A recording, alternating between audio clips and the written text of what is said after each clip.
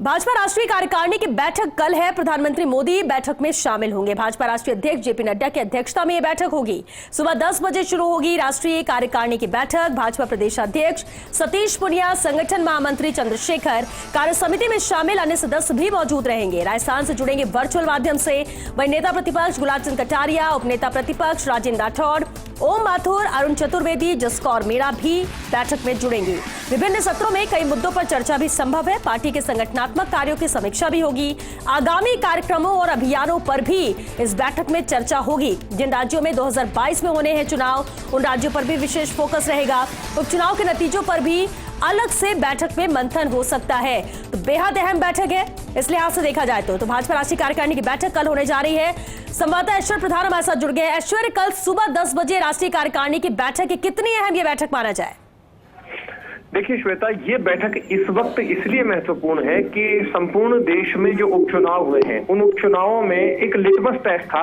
उन उपचुनावों के जो परिणाम आए उसके बाद, क्योंकि कांग्रेस जो है वो महंगाई के मुद्दे पर लगातार भाजपा को घेरती रही, और ऐसे में सबसे महत्वपूर्ण जो टास्क है बीजेपी के पास, एक सबसे बड़ा टास्क है, वो है उत्तर प्रदेश चुनाव। उत्तर प्रदेश के अलावा अन्य राज्यों में भी चुनाव है, और उपचुनाव के जो रिजल्ट थे, उन रिजल्टों के बाद भाजपा भली भांति समझ चुकी है कि अब हमें क्या प्लस करना है, क्या माइनस करना है और क्या कुछ और सुधार करने हैं। उस लिहाज से इस बैठक को महत्वपूर्ण माना जाएगा। और उसके अलावा प्रधानमंत्री नरेंद्र मोदी के संबोधन होगा, जेपी नड्डा का संबोधन होगा।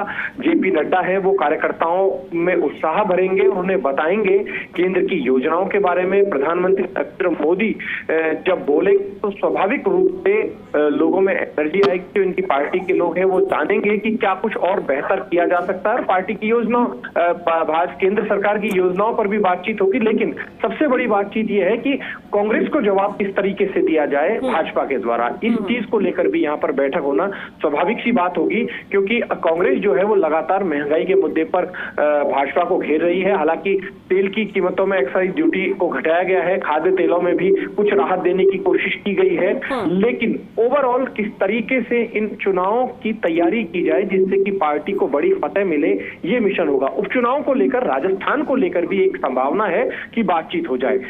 अन्य राज्यों को लेकर भी बातचीत होगी। मिसाल के तौर पर हिमाचल है या अन्य राज्य है, तो राजस्थान को लेकर भी बातचीत हो सकती है, क्योंकि स्वाभाविक सी प्रक्रिया है। कोई भी चुनाव में जब हार और जीत होती है तो प्रदेश संगठन महामंत्री जो होते हैं वो भी अपनी रिपोर्ट जो है वो आलाकमान तक पहुंचाते हैं। तो प्रदेश प्रभारी अरुण सिंह स्वयं भी इन उपचुनाव में मौजूद थे, तो वो भी तमाम जो चीजें हैं वो आलाकमान को बता चुके हैं और उन पर सामान्य सी चर्चा होने की एक संभावना है। लेकिन ओवरऑल जो फोकस होगा वो उत्तर प्रदेश के अलावा अन्य राज्यों को लेकर होगा। श्वेता, चलिए, बहुत शुक्रिया ऐश्वर्य आपका इस पूरी जानकारी के लिए। तो कई अहम मुद्दे हैं जिसको लेकर चर्चा होगी। मंथन उपचुनाव के परिणामों को लेकर भी होगा, लेकिन खासतौर से फोकस इस बैठक में रहेगा आगामी विधानसभा चुनाव के मद्देनजर उन राज्यों पर जहां चुनाव होने वाले हैं।